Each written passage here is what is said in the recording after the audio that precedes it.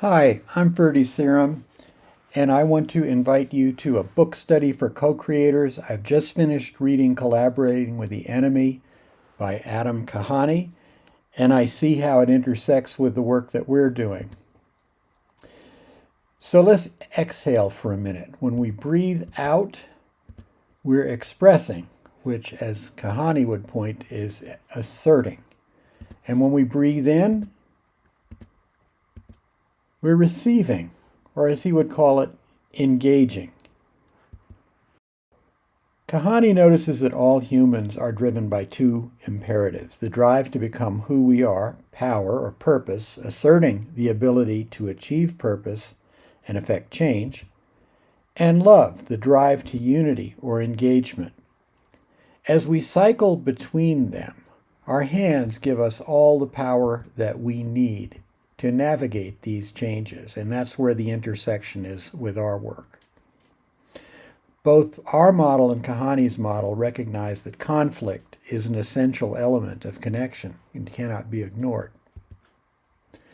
He points out that we mainly misunderstand collaboration, and that's because of two central naivete on the conventional approaches. A, that there's an elite circle who know what's best for others and the world, and B, that we can problem solve our way into the future. Conventional approach simply requires that all of us are on the same page, all of us are headed in the same direction, we all agree on what has to happen, and we make sure these things happen, even if it means we have to make people do things that they don't want to. We make sure that things need to be done.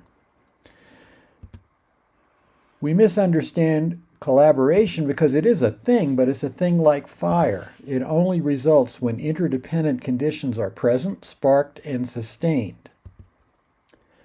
And so now this leads us to think about, when do we collaborate? Here's the first question: can we change the situation? If the answer is yes, the next question is, can we change it on our own? Can we change it unilaterally? If the answer is no, then we must collaborate in a multilateral way. If the answer is yes, we don't need to collaborate. We can just use force. We can make people do what we want them to do to change the situation. But what if we can't change the situation? Can we bear the situation as it is?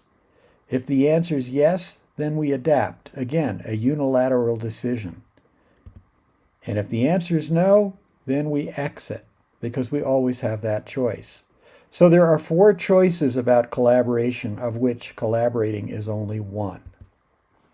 And when we do decide we're going to collaborate, how we collaborate is important. We have to ask ourselves, can we control this change? If the answer is no, fortunately, stretch collaboration, as explained in the book, is available to us. If the answer is yes, we can control the change, then we can use the conventional harmony-only collaboration, which has the implied backup of someone forcing us to do it if we don't want to. So stretch collaboration, in essence, requires us to do three things. We have to accept and embrace the fact that there will be conflict and connection. And we have to be willing to experiment our way forward, and willingness to change begins with ourselves. So with these three in mind, we can do stretch collaboration. This lines up with how we think about things in terms of learning, unlearning, and relearning being a necessity. When we're learning, we're using study and practice in that expressive mode, that assertive mode of our learning. And when we're unlearning, we're using feedback and revision. So the two models line up in very interesting ways. What this suggests for us now in terms of learning, unlearning, and relearning are four ways of talking and listening, depending on whether we're trying to enact new realities or reenact existing realities.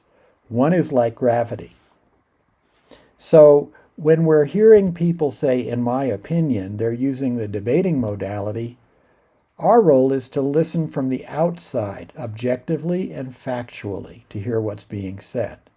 When someone is giving us the blessing of a downloading by telling us the truth is this, we listen within ourselves and to our stories and hear that so we can see how we connect to the primacy of the whole. When we hear someone say, in my experience, they're trying to enact new realities, and our role here is to listen to others as if from inside of them. Try to take their point of view. And when someone is presencing, they're saying, I'm noticing here and now, this is what I'm observing. Our job is not to listen to specific ideas or individuals, but to the larger message from the larger system. So this is an example of some of what we're presented in this wonderful book. We're also given guidance on how to stay in the zone, which is great advice for balance for effective co-creators. We know that in the generative cycle, we're always going back and forth between asserting and engaging, between love and power. And when we get out of balance, if there's too much engaging, this can lead to resisting, because it may feel like I'm being asked to compromise or agree to something I'm not really sure about. And at that point, we need to return to asserting, making sure that everyone is heard and has the chance to say what is important from their point of view. If it goes on for too long, we end up with imposing, which is where we're creating the exact opposite of what we desired in our power in asserting. When we have too much asserting, we get capitulating, which is a cue that we need to return to engaging and striving for unity and connection. And if that goes on for too long, that is when we get a disempowerment that is the exact opposite of what we're trying to accomplish with the engaging.